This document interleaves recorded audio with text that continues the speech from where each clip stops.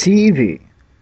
The boob tube, the idiot box, the telly, the goggle box, whatever name takes your fancy, they all do the same thing. 96.7% of American households plop down in front of their television and spend hours watching their favorite programming.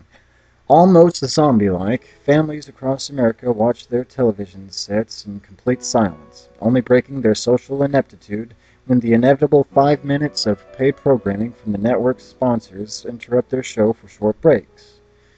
In today's day and age, however, commercials are a thing of the past, when we've got our TiVo, DVRs, and Netflix, and so on. These technological advances in media has rendered most forms of media-related advertisement virtually unwatched. In the early 90s, the company Elm Corp began development on a piece of technology that does what most modern DVR devices do today. It would give everyday Americans the ability to pause, fast-forward, rewind, and even record their favorite shows onto a small cable box. On June 20th, 1993, near 100 prototypes had been released to households around America. Many of the families were confused at first, due to the device's lack of any means to plug it into the TV sets. The small box simply needed to be set on top of the television or set aside of the television, and the remote controller user interface would display on the screen.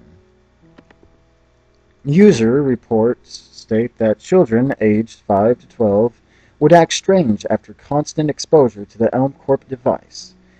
Aggressive behavior, anti-socialism, and in rare cases, nosebleeds. Many of the beta testers had been forced to send the prototype back to the company because of the constant image distortion during programs. A few families had even claimed to hear distorted dialogue, completely unrelated to the corresponding program.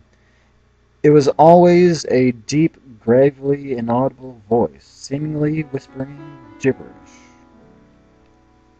One family, the Adams, had the most unique experience. In the first few months, the product worked like a charm. It was everything that we thought it would be, and more. Our 14-year-old son enjoyed the product most of all.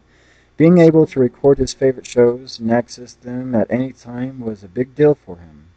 Every day, he would come home from school at around 4 p.m., my husband and I would come home from our jobs at around 6 or 7. Our son's job was to do his chores, finish his homework, normal stuff for a kid his age. Now he'd finish his chores, do his homework, but he'd always go back to that damned TV. We thought nothing of it at first, but a few months later he started acting strange, talking to himself, constant nosebleeds, not speaking to his friends, acting distant. One day we come home. He's sitting in the living room with the lights turned off, watching one of his action shows. He wouldn't respond to me. I kept shouting his name, but he wouldn't turn around. Something was wrong. The TV started making these strange noises, like coughing almost. The TV set had displayed random colors on the screen when we looked at our son. His eyes, they were glazed.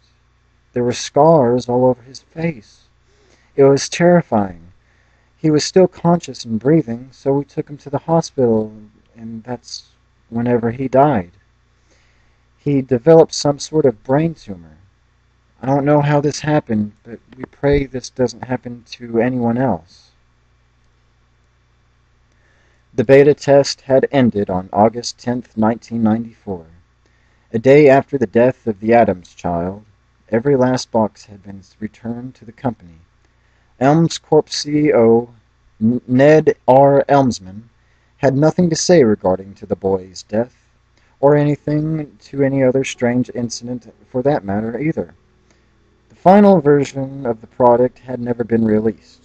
The company eventually fell apart a year later, and the other companies began to develop working versions of the product. It's strange, actually. I had obtained the phone numbers of several Elm Corp's employees, only to have a dropped calls every time, always asked, whenever the men who owned the company, they always hang up. I've tried getting a hold of this man, asking around. looking through old yellow pages. Nothing. It's as if the man simply had just vanished into thin air.